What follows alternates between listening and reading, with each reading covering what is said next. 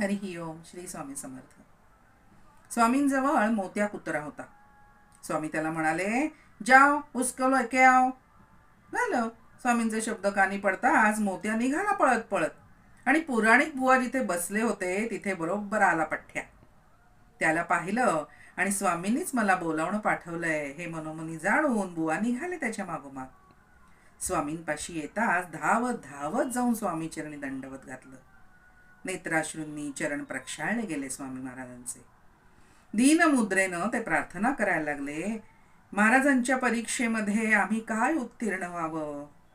तसं स्वामी म्हणाले, बैस बैस. आणि मग सगळी मंडळी चकितच झाली हो. त्यानंतर 2 दिवसांचं पारणं मग बुवांनी बिराडी जाऊन सोडलं आणि पुराणाला आरंभ केला. बरं, विशेष म्हणजे श्रोते हो, श्री स्वामी महाराजांनी प्रेमानं बुवांचं भागवत श्रवण केलं. आणि मग काही दिवसांनी एक रात्री पुराणिक बुवांना एक स्वप्न पडलं की आपण पूर्वजन्मी कसाई होतो, पुष्कळ प्राण्यांना मारलं, त्यात काही गोहत्या घडल्या आपल्या हातून.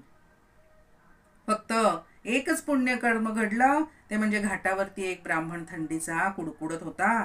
त्याला एक धोतर आणि एक घोंगडी दिली.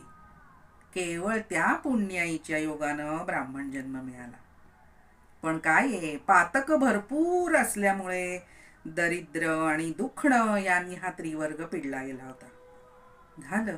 सकाळी स्वामी दर्शनाला गेल्यानंतर स्वामी म्हणाले, काय रे हरामखोरा, किती प्राणी मारले, काही स्मरण आहे काय? हा, अरे आपलं पाप न बघता दुसऱ्यावरती दोषारोपण बरं नव्हे.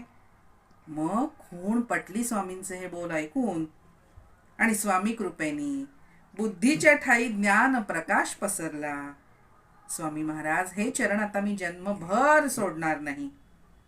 आमच्या अंगाच्या कातड्याचे जोडे करून घातले तरी सुद्धा काही होणार नाही हो स्वामी.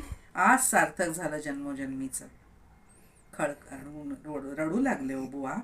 आणि मग कालांतराने स्वामींची कृपा होऊन पुराणिक बुवांना अनुग्रह झाला.